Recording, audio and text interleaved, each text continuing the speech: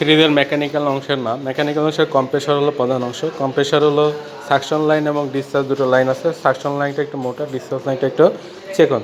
এরপরে দেখেন যে আমাদের কনডেন্সার, তো কনডেন্সার হলো অনেকগুলো লেয়ারের হতে পারে, সেটা তামা এবং লোহার হয়। তারপরে হলো ইভাপোরেটর। ইভাপোরেটরে হলো এখানে সব ম্যাক্সিমাম সময় অ্যালুমিনিয়াম হয়, এটা অনেক সময় তামার হতে পারে।